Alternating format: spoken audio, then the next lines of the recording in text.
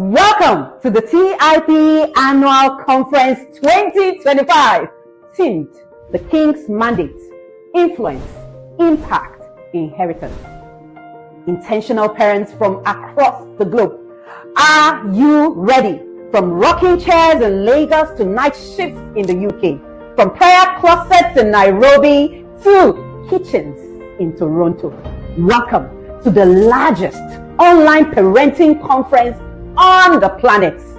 8 years ago, we lit up with just a stack and 5 people in the room. Today, we are blazing with millions streaming live from across the nations. This is no ordinary event. This is heaven's assignment, a divine call, a holy convocation. Over the years, we have had testimonies of marriages being restored, prodigals returning home, and children finding purpose because one parent caught a revelation right here. Remember Queen Esther, obscure, ordinary, but positioned by heaven for such a time as this. Just like her, you have been positioned to speak life into a culture of confusion, to model wholeness in a fractured world, to pass down living legacy of faith, of courage, and of bold love. This is the King's mandate to shape culture, to leave impact that outlives you, and to secure heaven's mandate. In 7 power-packed days with 40 world-class speakers, hearts will be ignited, homes transformed, and nations impacted. This is your moment to lean in and receive divine wisdom. Engage by commenting, by asking questions, and of course, by praying as you process. Transmit it, pass the torch to children, to your mentees, and to your cycle of influence. Because when the live stream ends is when the real conference begins, at dinner tables, at bedtime devotions, on school runs, and in daily choices. This is where legacies are built. Intentional parents, are you ready to embrace the King's mandate? If you are right where you are, lift your voice right there and say, I was born for such a time as this. Let heavens record it. Let the nations hear it. And let the 8th year of the TIP Annual Conference officially begin. So, fasten your seatbelt, because together we are about to set the world on fire. My name is Joy Eshimokai. I am the lead coach at ProSpeak Life Academy, and I am the official MC of the Intentional Parents Academy. Welcome to the TIP Annual Conference 2025. Let's execute the King's mandate.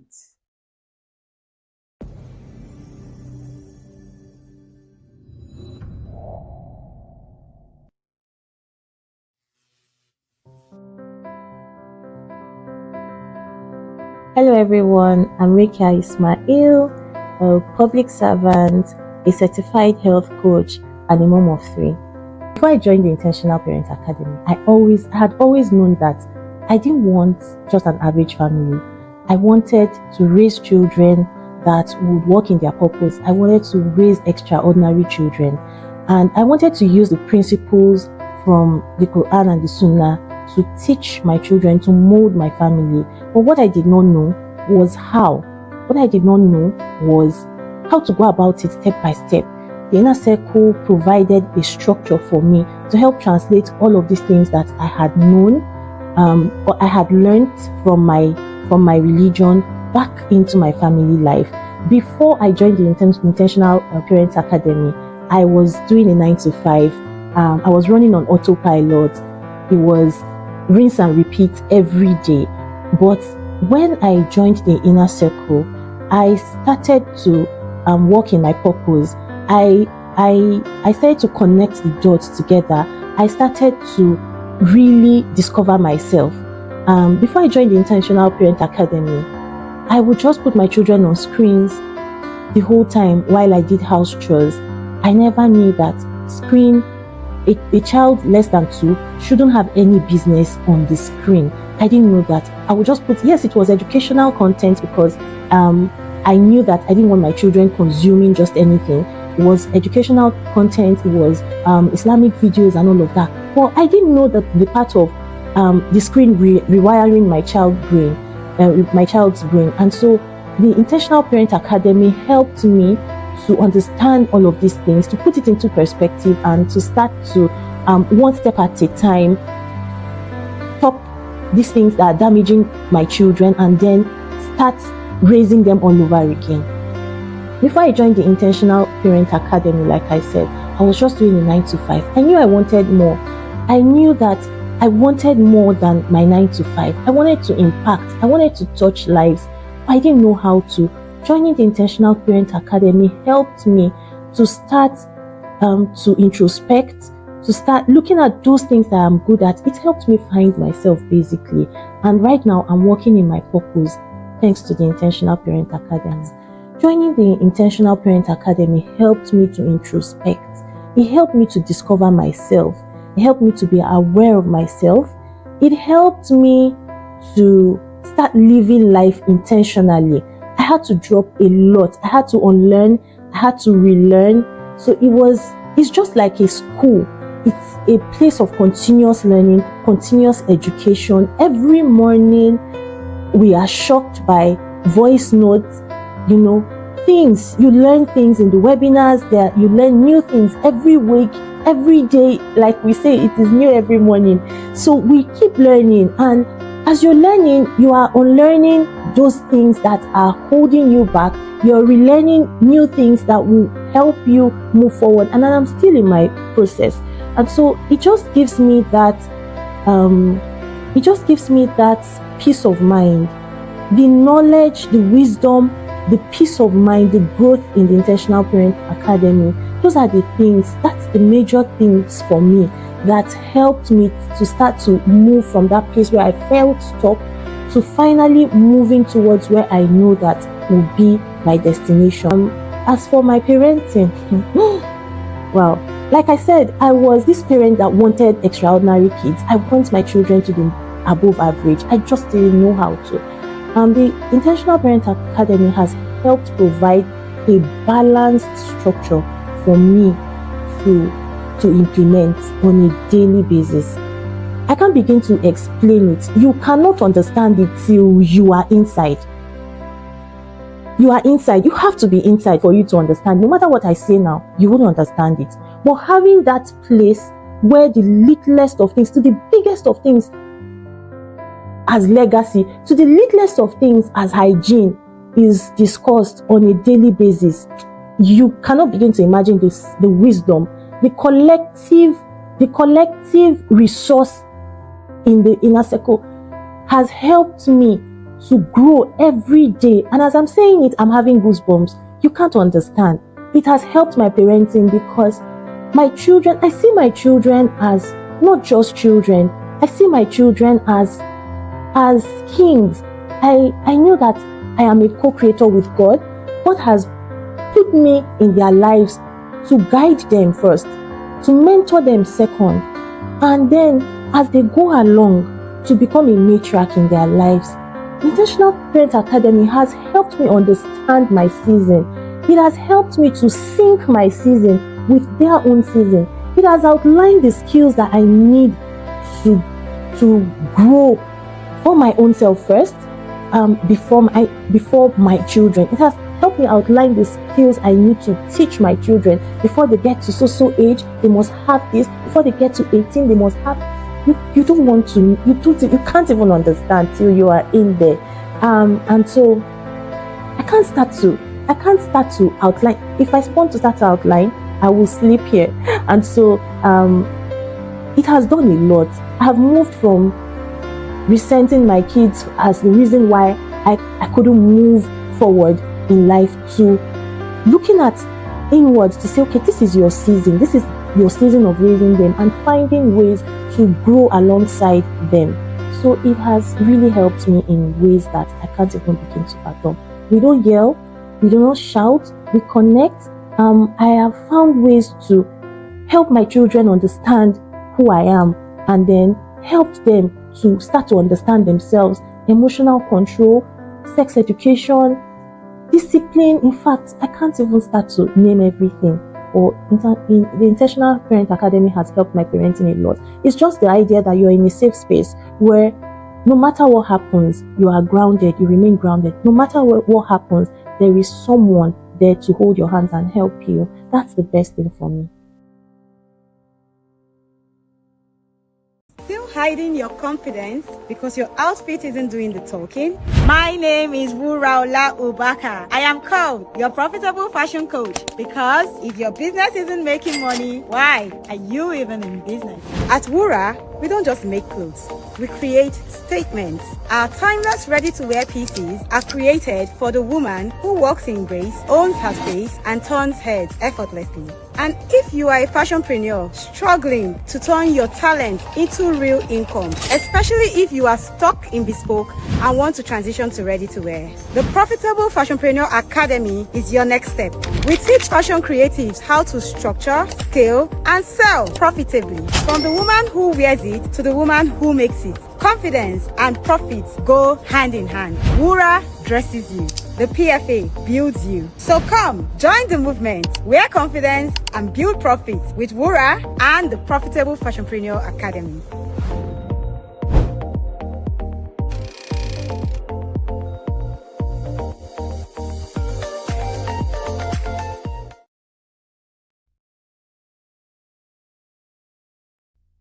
This conference was born out of a burden. It's not just talking parenting. It is to awaken purpose in homes, in families.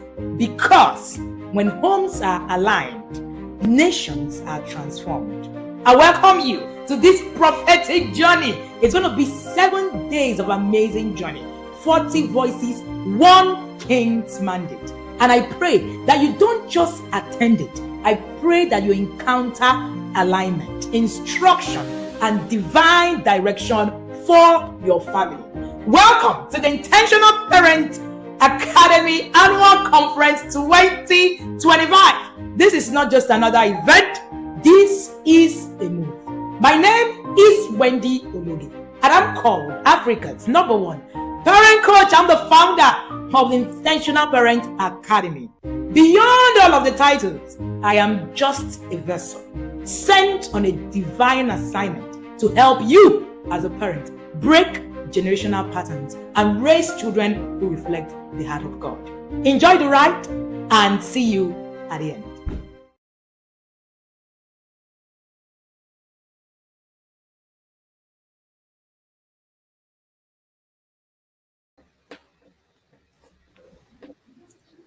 Hello, everyone. Hello, everyone. How has it been? It's day 4. It's been an awesome experience. Are you here? Have you been here from day 1, day 2, day 3? It is day 4 today. It has been 15 voices heralding the King's mandates. TIP parents, are you here? Have you caught the fire? Has your mind been enlightened? Has your hearts been awakened? Have your spirits been ignited? How has it been for you? Drop it down in the comment section. It's been an awesome ride. Today, it's a privilege to be your host. I am Mrs. Tonya Ofo. Moderating with me today is...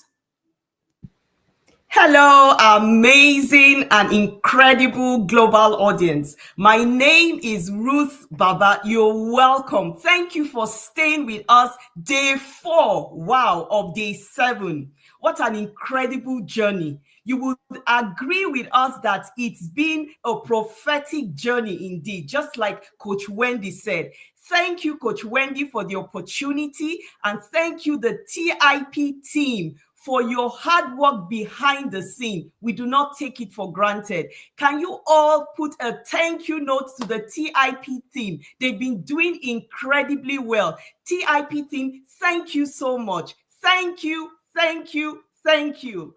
And today, I'm sure you are expectant. Of course, this is TIP Parenting Shiloh. And if you are not expectant, then you need to go back and get ready, because it will blow your mind. This is the first session, and it's time to get your writing materials, get yourself in place, pay attention, and be ready to be blown away. Be ready to be impacted. Be ready for a mind shift, because TIP gives you nothing less than you expect. TIP is the expectation.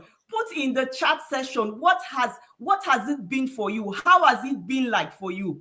You know, last night there were, if you really took note of what you put down, you would see that there was a repetition of these speakers are from different areas, but they were saying the same thing. They were so connected. They talked about identity. They talked about influence. They spoke about modeling, and everything stems from the home. We must be able to give the right things, the right inheritance, hand it over to our children. My co-moderator, Tonye, how has it been for you? I cannot even begin to describe it. It's been a reawakening. I will call it a revival. The TIP annual conference is called the Shiloh of Parenting for a reason.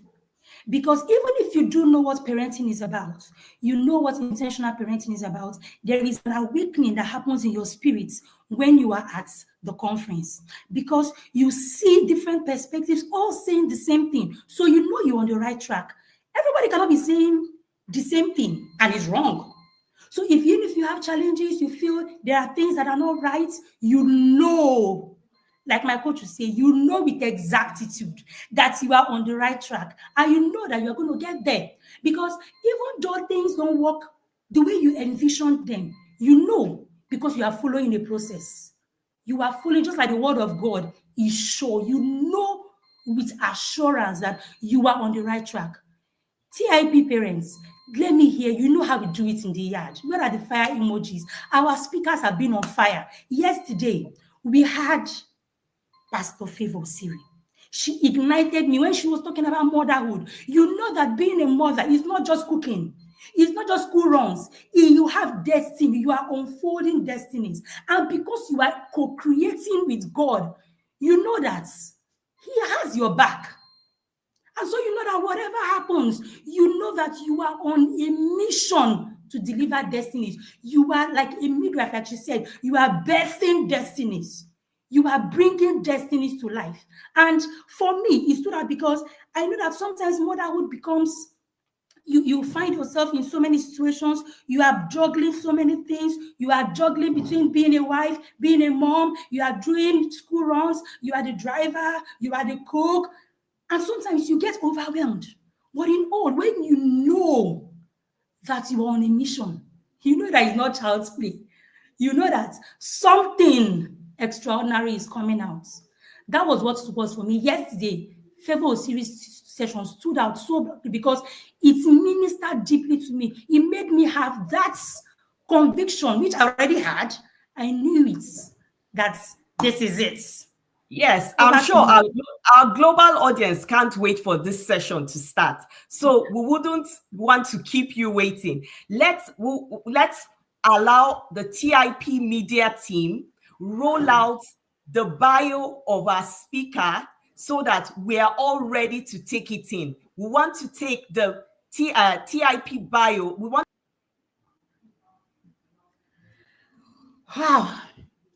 Have you noticed your child shrinking into the background, hiding their voice, second-guessing their worth, afraid to shine? You are not alone, but there is a solution. I am Jennifer Malkeke, a confidence coach for children and the founder of the Exceptional Children's Tribe, a one-year online mentoring platform where children discover their voice, sharpen their identity, and grow into bold, resilient leaders. Explore our Exceptional Children's book series, a powerful collection of 10 life-transforming books written to shape minds and strengthen hearts. And don't miss the Confidence and Identity Power Pack, 6 premium life-changing guides to unlock your child's inner strength. Coming up is the Exceptional Children's Book Camp from August 4th to 16th. And for families abroad, join the Thriving in Diaspora course, July 25th to 27th. Let's raise children who are unshakable, unstoppable, and exceptional. Your child is not too young to lead. They just need the right guidance. Join us today. Are you feeling overwhelmed with your studies?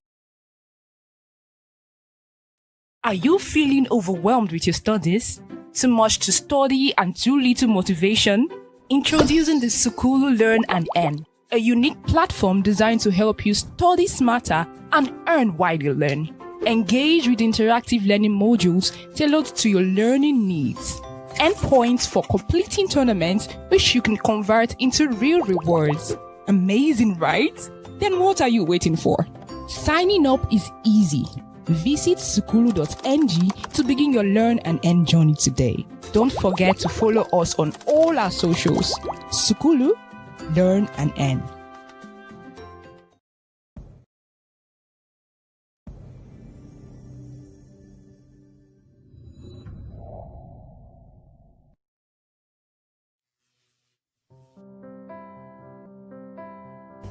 My name is Dr. Pius Akimba.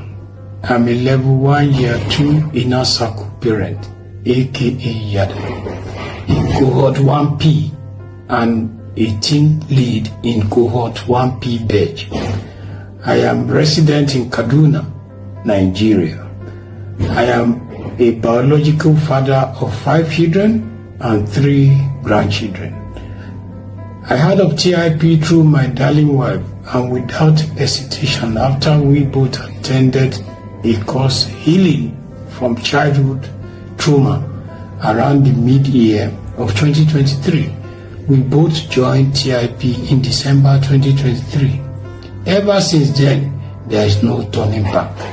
The inner circle has helped me in self-growth by identifying and challenging my own limiting beliefs and patterns that has impacted my parenting style. It has tremendously helped me in developing self-awareness and emotional intelligence to better navigate parenting challenges. I have had to let go of outdated parenting strategies and embracing new evidence-based approaches. Gain exposure in creating a family value and parenting plan that aligns with my values and children's unique needs. I must confess that intentional parenting is a work in progress, but what is non-negotiable are my achievements thus far, which are personal growth and healing, acquainted with greater level of emotional intelligence, build structures and healthy boundaries in my home, relationships, career and business, build healthier relationships and connection with my adult children. Parenting with intention is helping me raise confidence and capable young minds in this generation. Unlearning, relearning, and growing my family together with more clarity of purpose and not assumption, from chaos to a calm individual. Parenting is all about me.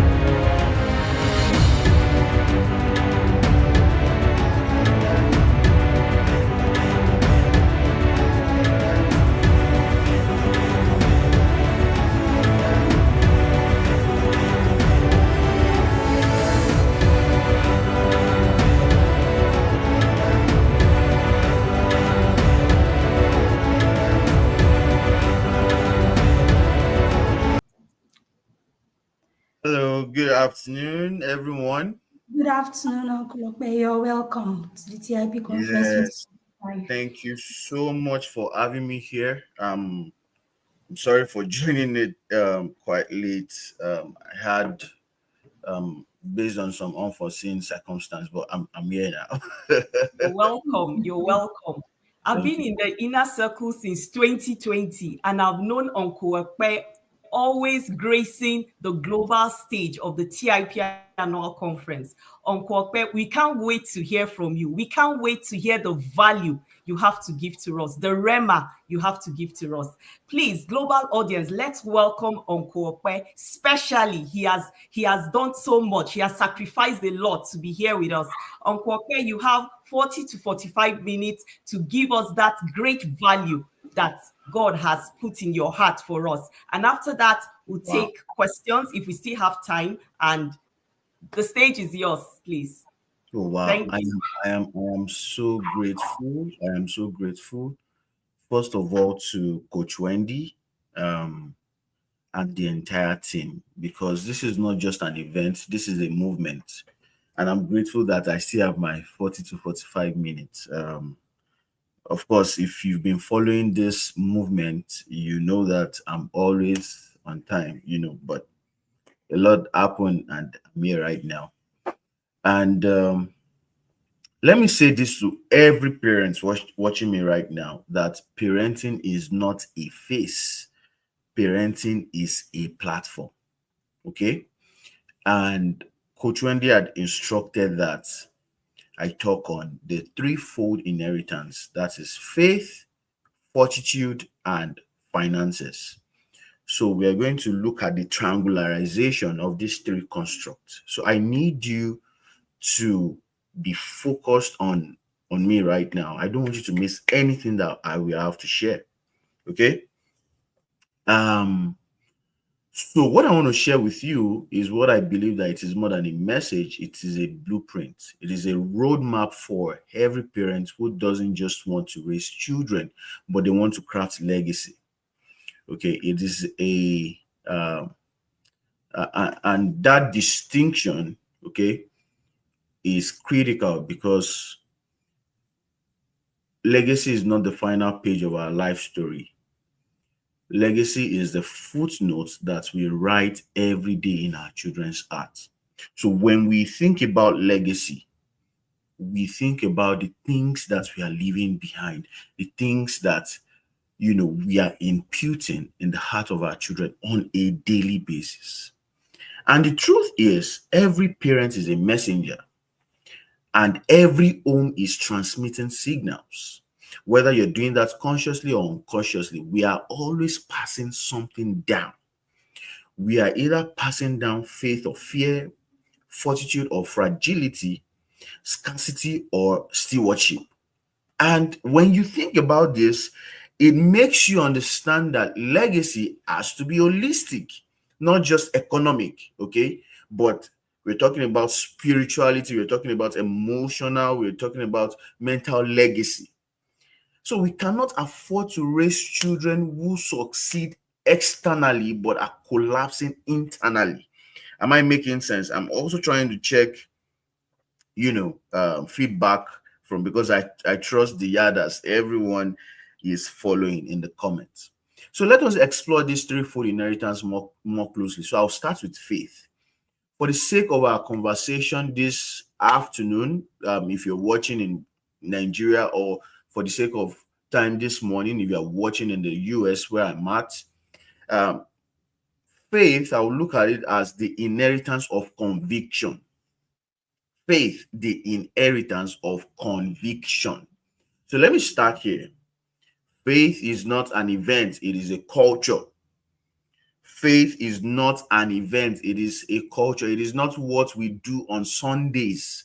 It is what we embody Monday through Saturday. It is how we show up in pressure. It is how we treat the waitress. It is how we respond to delay. It is how we talk to God when things don't go our way. So remember, when Apostle Paul wrote to Timothy, It didn't commend his eloquence. It didn't commend his gifting. It didn't commend his ministry. He went for something deeper. And you see that in 2 Timothy 1 verse 5.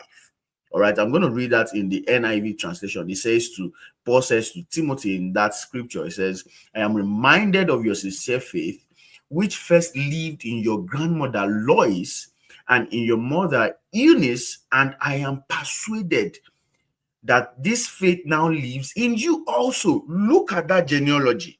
Look at the language. He had to acknowledge that the faith Timothy is living by was first lived by his grandmother. Does that make sense to us? That's the language of legacy. It is multi-generational conviction. Paul did not trace Timothy's fire to a conference or a revival service. He traced it to a spiritual atmosphere cultivated over time. From grandmother Lois to mother Eunice and then to Timothy. So here's the question I want to put before every parent today. If someone examined your child's faith 10 years from now, would they find your fingerprints? Would they find your fingerprints? Because whether we realize it or not, our lives are leaving spiritual blueprints behind. Children are not just watching how we pray, they are watching how we also panic. They are not just listening to our words, they are interpreting our lifestyle. So I want us to get honest with ourselves this morning. When the money was not enough, did you model faith or project fear? When the door did not open, did they hear frustration or they see your trust in God? Do your children associate God with pressure and performance or presence and peace of God? These are questions that you need to answer. Let me share a quick story. One of my very senior friends shared this story with me, about a season of his life when he lost his job unexpectedly. And, at that time he had 2 kids. They were aged 9 and 6. And he had a mortgage staring him in the face. He said that evening when he lost his job, after he had received a call from the HR department, he went home, gathered his family, and did something that marked his children for life. And you still see that impact in the lives of his children till date. And he told them, children, Daddy just lost his job today, but we didn't lose our provider. Then right there in the living room, he lifted his voice, began to worship. No bitterness, no blame, just brokenness before God and belief right there on display. Fast forward years later, his daughter, who is now a teenager, was going through a difficult season. She told him, Dad, I remembered how you handled that job loss. That is how I knew God would carry me through. Did you see that? That's what I mean by the inheritance of faith. Faith is not just a sermon, it is a setting, it is a culture, it is a tone in the home, it is a living, breathing conviction that becomes the environment for identity and trust. Am I making sense this morning? So don't just teach your children how to talk to God. Teach them how to trust God when nothing is talking back to them. It's easy to say, you hear God's voice. But you know that many a times when we pray, we don't hear anything. So you need to teach your children how to still trust that God exists and how to still trust that God will speak back to them when nothing is actually talking back to them. The loudest message your children will ever hear is the life you live under pressure. I will say it again. The loudest message your children will ever hear is the life that you live under pressure. So faith is not taught as much as it is caught. And your home is the training ground. Because children absorb conviction long before they understand doctrine, long before they understand what you are teaching them. They absorb conviction. And on this platform, you've been taught that children imitate what you do. They imitate what you do. In this generation that we live in, we must move beyond religious obligation to relational conviction, because faith is not a tool we use when things fall apart. It is the atmosphere we live in before, during, and even after the storm. You need to ensure that your children see you cry, but let them also see you kneel before God and pray. Let them hear you say, I don't know how, but I trust who. Let your home become a place where faith is normalized, not marginalized. So ultimately, as I wrap up for the construct of faith, ultimately your child may forget your sermons, they may forget your child may forget your teachings, but your child won't forget your systems. They may not recall every Sunday school lesson, every aspire to perspire session you have with them, but they will remember the day they saw you worship when the bills weren't paid. They will remember the night you said, let's pray, when it would have been easier to just complain. That is the inheritance of faith, which is not memorized, but it is modeled. It is modeled. Somebody say modeled. All right, so let me quickly move to the next construct, which is fortitude. And for the sake of our conversation, I call it the inheritance of inner strength. Fortitude is the inheritance of inner strength. If faith anchors our children in who to trust, then fortitude equips them with how to endure. So let's face it this morning. We are raising children in a world that is constantly shifting. There is economic instability. There's digital noise everywhere. There's emotional overstimulation. There's social pressure. And if there is one inheritance this generation desperately needs, it is emotional resilience. The ability to remain stable when everything around them feels unstable. Proverbs 24 verse 10 says, if you faint in the day of adversity, your strength is small. That's the measure, not the number of Bible verses you can quote, but how you behave when life gets tough. Fortitude is not about how loud you speak when things are fine. It is about how firm you stand when things are not fine. And here is what we must realize as parents, that our children are not just inheriting our victories, they are inheriting our coping mechanisms. I'll say that again. Our children are not just inheriting our victories, they are inheriting our coping mechanisms. They are actually watching how we respond to stress. They are watching how we respond to failure. They are watching how we respond to loss. And we must normalize, and what we normalize actually becomes their template. So the way you respond to that loss, the way you respond to the shame, all right, becomes a template for your children. So you want to ask yourself, what kind of template are you building? What kind of templates are you creating? And because I love to share stories, all right, to substantiate my point. I remember a conversation I had with one of my clients. You know, she raised 3 boys on her own after losing her husband in a tragic accident. And one day, her oldest son, who is now a corporate executive, right, said to her, you see, Mom, you gave us more than food. You gave us structure. You know, it was during her birthday that he made that statement. And when she asked him what he meant by that, he said, you never hid the fact that life was hard, but we never saw you break in a way that made us afraid. All right. You involved us in solutions. You gave us chores. You helped us learn to think and made us part of the rebuilding. And this is what fortitude looks like. Not suppressing pain. All right. But managing pain with maturity. Not denying the weight of life, but refusing to collapse under it. And that's, more importantly, letting your children see the process. A lot of us, we just want to hide things from our children. We say they are not grown up yet. So we have a generation, we are raising a generation of weak people, weak individuals. So I want us to reflect this morning. I hope I'm not too fast. I'm just trying to, I want to keep to time because I know the time for this session is fast spent. So I want us to think this morning. Do your children only see strength in perfection, or do they see it in perseverance? Do you give them space to solve problems, or do you rescue them too quickly?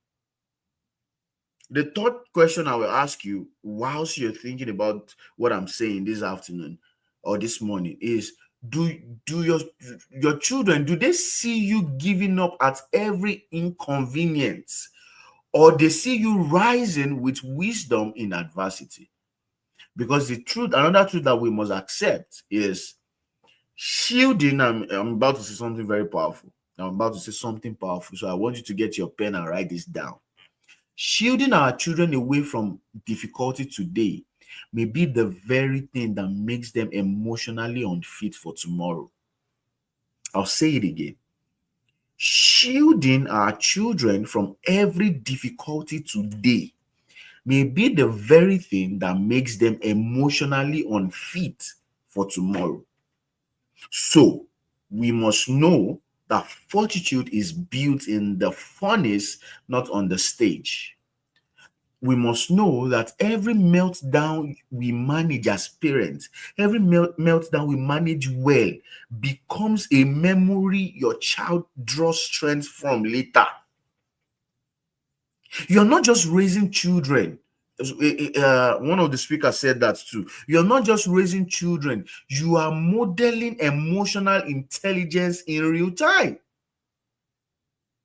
And strength is not the absence of tears.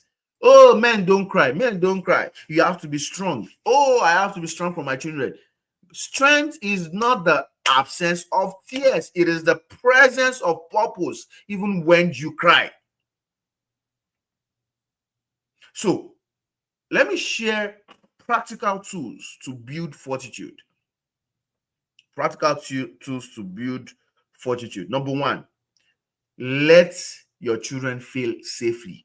This is one concept that African parents are yet to learn. Let your children, let them feel safely. Don't micromanage every outcome. Let them miss it sometimes. Then you teach them how to bounce back. I know that Coach Wendy has some tools in that regard. All right. The second thing that you can do to build fortitude in your children, teach them emotional vocabulary. When I have conversations with people and I just sort of think, who raised you? Who raised you? A lot of people don't know how to separate events from personality because their parent never taught them how to correct behaviors. They've learned how to correct people. They attack people rather than correcting the acts. So you teach emotional vocabulary. If they can name it, they can manage it. Help them go beyond, I'm fine, I'm mad. All right? Oh, this situation is affecting how I feel right now. This situation is affecting my emotions. I am not feeling too well. I am feeling anxious. They can label it. So when you train a child to say, I'm feeling anxious, then it begs to question what is triggering that anxiety. So you can teach that child, you can turn that to a teachable moment, how that the child now learns how to deal with anxiety. Not how are you? I'm fine. How are you? I'm angry. No, it's beyond that. So you as a parent, because you cannot teach what you don't have. So you have to learn emotional vocabulary. You have to learn to label your emotions. Okay? An emotion you did not label, you cannot adjust. Am I making sense? The third tool in building fortitude, involve your children in process. If money is tight in the home, let them understand budgeting. If something breaks, let them help fix it. Don't be the Superman of the house. Dad is in the house. Please listen. Because dads, you always want to fix everything. If something goes wrong, involve them in fixing it. You don't know what you're doing when you're doing that. You are imprinting legacy in their heart. The fourth tool in building fortitude in your children: celebrate effort, not just outcome. Celebrate effort, not just outcome. Let resilience matter more than result. Don't just celebrate the child that comes home with the best position in class, and the ones that come with best position from behind, you just put that one side. Celebrate effort, not just outcome. What if the one that is performing better academically, what if he didn't make progress from the last semester to this semester? What if, let's say, last semester he had 95% and this semester he had 86%? That's not progress. It means they are just a bunch of unserious people in that class. Okay, so learn to celebrate effort, not just outcome. What you are doing when you do that is, in psychology, you are reinforcing what we call growth mindset. Growth mindset. You're letting your children know that, oh, you can always do better. So let resilience matter more than result in your house. Fortitude is not just taught in lectures, it is formed in daily quiet moments. In fact, I believe that parenting is powerful because the legacy we put in the heart of our children are transferred in moments we are not conscious of. So the kind of strength that is not always loud, but it is always present, is what I call fortitude. It is always present. So my final thought for the construct of fortitude is to remind you that one day your child will face pressure when you won't be there to fix. And on that day, the most powerful thing you could have handed them is not your money, is not your influence, is not your surname, but your model of how to stand when things fall apart. They will remember how you handled rejection. They will remember how you did not quit when life was not fair. They will remember how you stayed soft-hearted but still willed. That's the inheritance of fortitude. That's the inheritance of fortitude. So let's move to the third construct as I try to tie up the triangle. Okay. The third construct is finances, and I call this the inheritance of stewardship. The inheritance of stewardship. One of the speakers, oh my goodness, if you missed yesterday's session, go watch it. So let us be honest. Money is one of the most mismanaged inheritances in many families. We often work hard to leave financial assets behind. There's nothing like 9 to 5 anymore. What we have now is 9 to 9 or 9 to 12.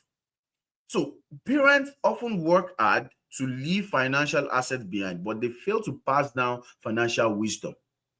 And the result is what we are seeing. The report card is what we are seeing in our societies now. Okay. Inheritance without instruction becomes a curse disguised as a gift. I'll say it again. Inheritance without instruction becomes a curse disguised as a gift. I will say it again so that it's sinking. Inheritance without instruction becomes a curse disguised as a gift. And you see that in the scriptures. Proverbs 13 verse 22 NIV says, a good person leaves inheritance for their children's children. Now let's pause there. That verse does not say a rich person. If you have your Bible, just open to Proverbs 13:22. It didn't say a rich person. That's the prior knowledge we have. Okay, that it is only rich people that leave inheritance for their children or their children's children. That verse doesn't say a rich person leaves an inheritance. It says a good person. My dear parents, are you a good person? Are you a good person? So that scripture says a good person. Why? Because goodness involves foresight. I know when I ask, are you a good person? You want to say to yourself, yes, I'm a good person. But do you have foresight? Do you have plans for your grandchildren? What are you doing now that your grandchildren years to come will benefit from. They will say, "An Ajanle Koko Ajangbadi lived in 2025." Okay? Goodness involves foresight. It is about transferring more than wealth. It is about passing down a mindset of stewardship. It is about passing down a mindset of contentment. It is about passing down a mindset of purpose. So what are we really leaving behind? Some children actually, I've worked with a lot of teenagers, both in Nigeria and abroad, like in several countries. So I know that some parents have tried. Their children inherit bank accounts, but they don't inherit budgeting principles. So they end up squandering the money in the bank account. Some children actually inherit properties, but they have no sense of priorities. Now, that's not a punchline. No. That's actually the fact that some children inherit properties, but no sense of priorities. Some inherit wealth, but no work ethic, and it becomes their undoing. So what are you leaving behind for your children's children? See, if you forget anything in this session, remember this question: are you a good person? If you are new on this platform, so sorry, Uncle Kwe used to be nice. Just tell someone who just got on this platform that maybe she should come next year, that I'll be a little bit nicer. I'll be a little bit nicer. Okay? Just forgive me for this morning, okay? So you're not successful as a parent just because your children inherit something. You're successful when they know what to do with it.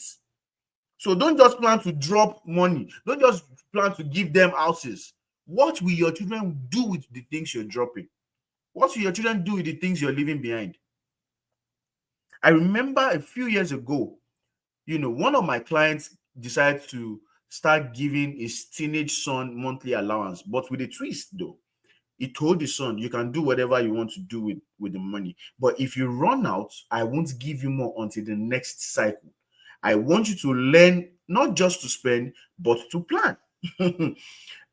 At first, the boy blew it all within a week. The following 3 weeks were tough and rough for him. No data, no snacks, and a lot of reflection. But by the 3rd month, something shifted. He started saving, he started giving, he even created a spreadsheet. Fast forward, that boy is now a university student who tutors his peers on financial planning. Why? Because his father didn't just give him money, he gave him a framework. Somebody say framework. His father gave him a framework, and that is stewardship. So your children don't need millions, they need mastery. That's a deliverance for somebody right there. Your children don't need millions, they need mastery. If you don't disciple your children about money, culture will do that for you. The pop culture will do that for you. And inheritance is not just what you give, it is what you train for. It is not what you give, it is what you train for. So don't leave property, don't just leave properties, leave principles. We now have a bunch of human beings without principles. So, important questions that I need you to reflect on. Your children, do they associate money with fear? Do they associate money with freedom or with faithfulness? It's an important question. And this question that I'm asking you to reflect on, you should backtrack it to yourself. Have you ever explained to your children why you give? Not just that you give. Oh, you must give tithe. Oh, you must give people money. Oh, I'm working hard because of you. Why? Why are you doing what you're doing? Why are you giving them money? Why are you giving other people money? Why should they give offering in church as little as that is? Why? Move from a parent that the lowest level of parenting is when you stay in the realm of what to do. Start teaching your children why they do what they do and how they do what they will do. Your children, do they know the difference between needs and wants? Or do they expect instant gratification? Some parents are very funny. Their child will start crying, I want this, I want this. Oh, I don't want this child to disturb me. So you quickly give them. You are not teaching them how to overcome instant gratification. The last question I want you to think about is, when you talk to your children about money at home, is it always stressful or strategic? Are you always complaining, Tinubu economy is bad? Or you're strategic, you're teaching them how to achieve more with less, because your relationship with money becomes the template your children inherit.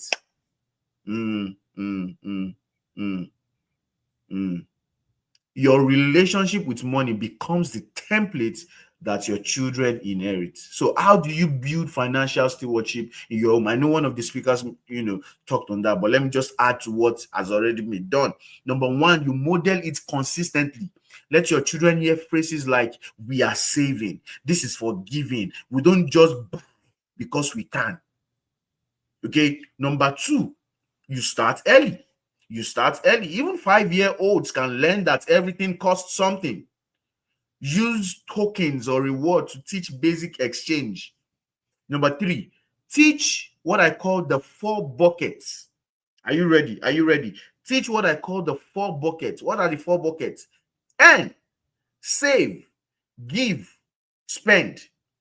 4 buckets. You teach your children how to earn money. You teach your children how to save money. You teach your children how to give money. You teach them how to spend money. So you make it visual. You make it simple. Don't complicate things for them. Okay? Now, the next one is you expose them gradually. In psychology, there's something we call the principle of reinforcement. All right? You start from what they know, then you start to build it to, complex construct. All right, so you use age appropriate strategies. Let them see basic budgeting, let them see simple decision making, or they start working on tiny projects. So as they do that, they get better, and you sort of reinforce that for them. Then also tell your money story. Tell them your money story. Let them know the seasons you had less and how you made it work. Teach them the value of patience. We have a lot of impatient adults right now. Let your own children be different. Just know that what we are talking about is more than money. It is a mindset. Okay? There are children who inherit nothing but rise through stewardship. And there are children who inherit everything but crash through indulgence. I will say it again. There are children who inherit nothing, but they rise through stewardship. And there are children who inherit everything, but crash through indulgence. Wealth without wisdom is weight without structure. It will collapse. Wealth without wisdom is weight without structure. It will collapse. And money without meaning is momentum without direction. I'll say it again. Money without meaning is momentum without direction. That's disaster. That's disastrous. So as parents, our job is not just to leave money behind, but to raise children who can multiply meaning through resources. So my final thoughts as I wrap this up, I told you it's a triangle. Okay, so now let's tie everything together. Your child's future is not just shaped by what you fund, it is shaped by what you form. Now, I need you to listen close. Your child's future is not shaped by what you fund, it is shaped by what you form. So let them inherit more than just your bank balance. Don't kill yourself. Let them inherit more than that. Let them inherit your values, your discipline, your vision for why resources matter. That is what it means to leave an inheritance that lasts for generations. So ask yourself, or let me ask you, don't ask yourself, what will your children remember? Remember, I said earlier on that legacy is not measured in what we give at the end of our lives. It is measured in what we build into the lives we raise. Legacy is not measured in what we give at the end of our lives. It is measured in what we build into the lives that we raise. Psalm 144 verse 4, I guess, it says, one generation commends your works to another. They tell of your mighty acts. So let me ask you again. What stories will your children tell about your faith? Remember the scripture we started with. What stories will your children tell about your faith? What will they remember about how you handled pressure? Will your children repeat your financial decisions or repair them? We are not just raising children, we are raising future parents, we are raising future leaders, we are raising future reformers. And our decisions today are shaping their convictions tomorrow. So before I close, I want to challenge you. Although I'm from the comment, I'm saying that it seems I've been challenging you since, but I want to challenge you. Identify the one area you need to be more intentional in faith, fortitude, and finances. Identify one area. Make it visible. Let your children catch you living it. Let them catch you living it. Then start a conversation. Ask your child, what have you learned from how I handled money? What have you learned from how I handled this stress? What have you learned from my relationship with God? The goal is not perfection. There is no perfect parent. The goal is for you to be present and you stay consistent. So as we draw our conversation to a close, I want you to step back a bit. I know that it's been back to back. You know, it's been a fire rise session. All right. And that's what you get on this platform. Only Coach Wendy does this. All right. So as we draw this conversation to a close, I want you to see the big picture, not just as parents. See, if you see yourself as parents, then you've missed the conversation. See yourself as architects of generational wellness. Okay? Don't see yourself as just a parent. Okay? Start seeing yourself as architects of generational wellness. What we have explored today is not just spiritual values. They are even psychological pillars essential to a child's development and lifelong thriving. So now I want to speak to you as a psychologist, and I will do this in 5 minutes. Then we leave the floor for question and answer. Okay. What we have considered today, the three constructs, faith, fortitude, and finance, they are psychological pillars that are essential to a child's development and lifelong thriving. So let me break it down for you. Faith builds what we call cognitive schemas for security and meaning. Now, I will explain to you in layman's language. When a child sees their parents consistently lean into trust, consistently lean into hope and a higher purpose, they tend to develop what we call secure attachment to transcendence. Okay? This becomes the foundation for optimism, emotional regulation, and a resilient worldview. So when your child sees that you're resilient, what you're doing to them is you're giving them a foundation for optimism. So they become more optimistic about life. They are able to regulate their emotion and they are resilient. In practical terms, faith simply gives children internal anchors, okay, in a world that is full of external storms. And trust me, we need it more now than ever. We need to have children that have internal anchors. They are strong internally because this world is full of external storm. I would have loved to talk about the two houses that Jesus mentioned in the Bible, the one that was built on sand and on the rock. Trust me, it is more than what you think it is. But maybe next time, maybe that's a conversation for another time because I really want to keep to time. Now, fortitude builds emotional regulation and self-efficacy. So in psychology, and I'm studying this construct, there's a construct called self-efficacy. It is a term introduced by Albert Bandura. And this is, in layman's language, self-efficacy is a belief in one's ability to navigate challenges. Now, I have to use that definition based on what we are talking about. So children who watch their parents bounce back, children who watch their parents solve problems, children who watch their parents persist in adversity, they develop both resilience and a growth mindset. They don't just learn to survive, they learn to adapt and lead. So fortitude is not just about strength. It is about teaching children how to metabolize adversity into wisdom. I hope you're getting something deep. So the last construct, which is finances, is the fact that I want you to know psychologically also that finances build what we call executive functioning and future orientation.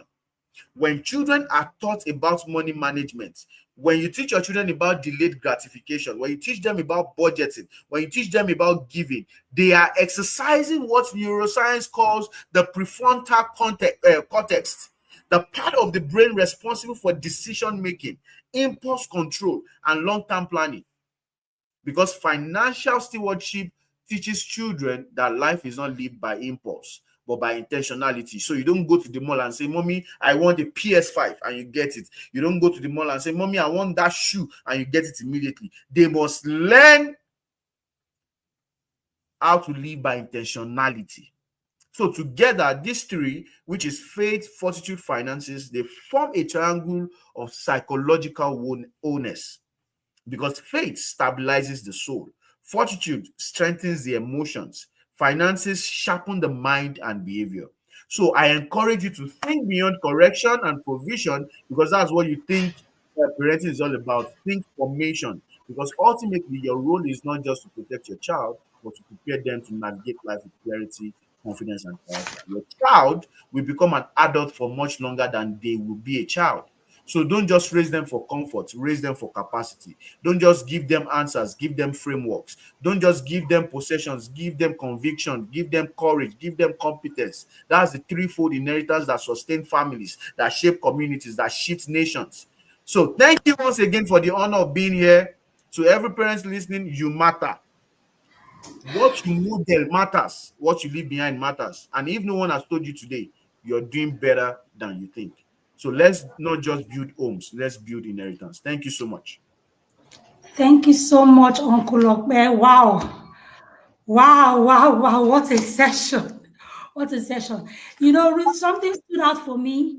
When we were talking about it, Uncle Ologe, you said we are always passing something down. Is it faith? Is it frailty? Is it fear? Is it fragility or is it fortitude? Is it scarcity or is it stewardship? Thank you so much. Thank you so much. Ruth, how was the session? How was that session? Uncle Ologe, you have given us so many questions to go back to the drawing board and ask ourselves. And just in case you are thinking your child is the first point of call, it is you first, because you need to get it right. The foundation must be gotten right. Global audience, how was it for you? How was this session for you? It was explosive at my end. So many thought-provoking questions to go back to the drawing board so that we'll be able to parent and teach and impact our children rightly. Uncle Ologe, we have so many questions for you, but we'll be able to take a few. But before we take questions, we'll go briefly on a water break. And then when we come back, Uncle Ologe, you help us answer some questions. Thank you. Soul searching.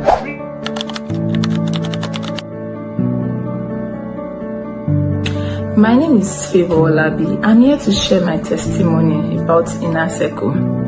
So sometime in 2022, my 2-year-old then was attending a school, and it happened that she was always touching her private area. Then we just weaned her off diaper. And so I had a conversation with her teacher. Her teacher said she does it all the time, and it looked like it was sexual, So I got worried, and my husband, linked me up with TIP on Facebook. And from there, I got into the sex etiquette like a pro. And from there, I joined the Inner Circle. Being in the Inner Circle, Coach Wendy will educate you on so many things, It's opened my eyes to see that some behavior are actually developmental, And, the curriculum is so wide that you are just an acute parent. Nothing takes you on notice, You prepare your child, Is it talking about drug abuse? Is it talking about porn? Is it about honesty? There are so many things to learn from the inner circle. And I would advise all parents, you just have to be in the inner circle. You can't be parenting at this time and you are not equipped. You just have to be in the inner circle. Welcome back. Welcome back. Yeah, welcome back. Uncle Okpe, can we have your questions, please? Can we have your questions? So before we take the first question, TIP is you can lock in your slot, a single slot with 10,000 naira, but the full fee is 120,000 naira for single. And by single, we mean just you. If you are married, your husband or wife is not yet on board, come in first and come and learn, come and unlearn and come and relearn. And then we have the double slot where we have the husband and the wife, for 200,000 naira per annum. It's chicken change if you look at the value you would get. Can we have your questions, please? And the time to lock in your slot is now. Don't wait till tomorrow. No excuses. Your mind, let there be a mindset shift. There is money. You have the money. You have the money because the amount of wisdom, the amount of knowledge you will get, trust me, you can't parent anyhow in this generation. Toye, what do you think? Well, the truth is, like you've said, you cannot parent in this age without knowledge. And the truth is, the inner circle is that space where you don't only get equipped with knowledge, you have an accountability system that holds you accountable to a higher calling. So you are not parenting by rote. You are not winging it. You are not just doing it as it comes, whatever hits you, you are just rolling by. No, you have a system that is curated to help you succeed. I don't see any questions in the chats. So if there are none, Uncle Okpe, can you give us your final thoughts before we call the session to a close? All right, I'm going through the comments myself, and honestly, I'm grateful. So before I give my final comment, I want to say a big thank you to Coach Wendy. This is massive. Honestly, this is massive, and it is rare. It's rare. So the team, God bless you. You guys are actually building legacy. People will come back to this project, to this movement, 50 years to come, 100 years to come. It will shock you. It will shock you. So this is massive. Thank you so much. So finally, to all parents watching, I know it is tough. Life itself is tough, right? So take it easy on yourself, okay? You are not doing bad as you think. And that's why we have platforms like this, okay? Ensure that you unlearn, you learn, and you relearn. So unlearning means there are certain trauma that you've been raised with. Your children must not inherit it. It starts with a decision and a desire that my children will not repeat my trauma. They will not repeat the mistakes of my own parents, because this thing is multi-generational. Okay, so you must decide what you are handing over to your children. It starts with a decision. And you've heard it several times that decision determines destiny. So what destiny are you creating for your children? Because you're not just creating it for your children, you're creating it for your children's children, for your children's children's children. So it is a, for lack of words, it is crazy. So let's be intentional about how we live our lives. Thank you. Okay, Uncle Okpe, just briefly, there's a question. How do parents from double faith homes pass down faith inheritances? Oh, powerful. The two faith, now let me just put it in clear terms. Let's say the father is a Christian, the mother is a Muslim, or the mother is a Muslim, the father is a Muslim, the mother is a Christian, whatever. The two, just like you said, faith homes, they have faith values, all right? They have things that represent faith in the two. You see element of faith in the religions that we have, all right? what the two parents just need to do is to sit down, all right, and have agreement. In the Bible, Amos 3:3 says, can two walk together unless they agree? Unless they agree. So one of the major constructs to ensure that any relationship whatsoever succeed is agreement. So you've got to agree. What inheritance in terms of faith are we going to hand over to our children? What is the common ground between your religion and my religion that we can model for our children? So you now start to build systems in place that will help you model it. All right, so that you don't have contradiction. So you've got to have family meetings. So if you join Praise for OS session, I know you should. I was not part of that, but I trust him. I know we'll talk about something like that. So you need to sit down and have that conversation. There are a lot of common grounds. So we now intentionally, and that's why this is Intentional Parents Conference, we now start modeling those common grounds, and we speak with one voice. Yes, I know that it can be so confusing because usually parents act out of impulse. People are not conscious of what they are doing. You have to be a conscious parent. All right. So father is a Muslim, mother is a Christian. We've got to sit down and agree. What is the legacy of faith that we are handing over to our children? All right. And you don't have to be selfish. The issue is we have a lot of selfish people parenting.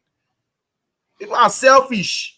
You want to score points, and you are damaging the lives of generations.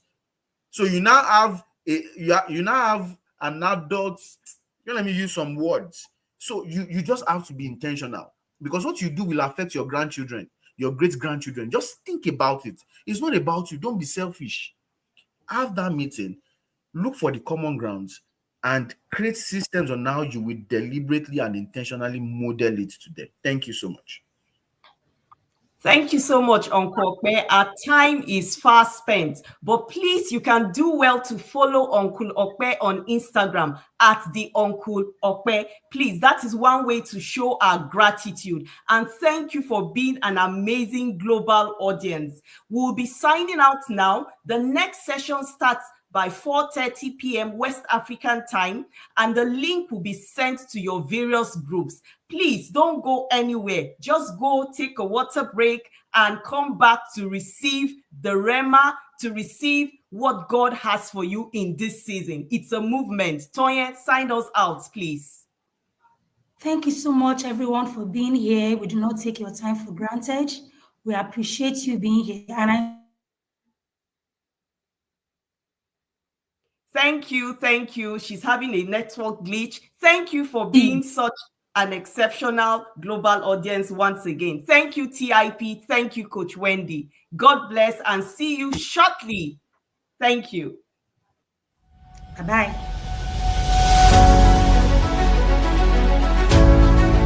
In the heart of Lekki, Lagos, Nigeria, where curiosity meets opportunity, that is a place where young minds flourish. Welcome to Tenderville School, a private primary school dedicated to excellence, creativity, and holistic development.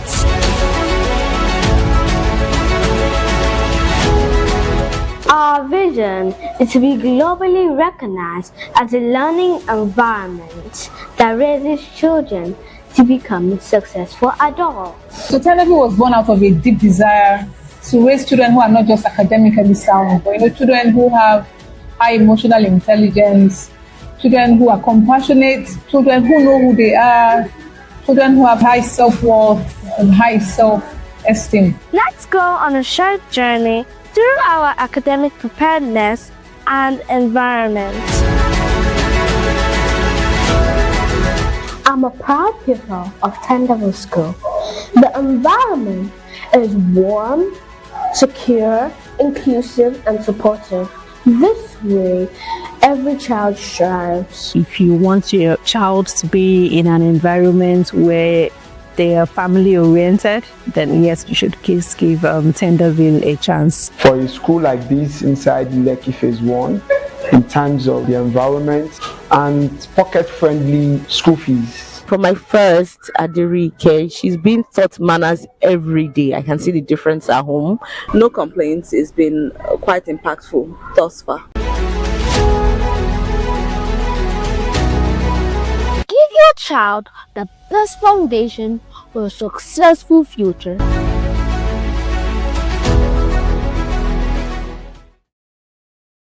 They said, wait your turn, but you were not made to kill. You were made to lead. You were made to build. Your 20s are not for confusion. They are for courage. This is the decade to plant, not to postpone, to build, not to back down. I'm Favor Arue, the business coach. I help young adults start, grow, and sustain impactful businesses, because clarity without strategy, it just leads to burnout.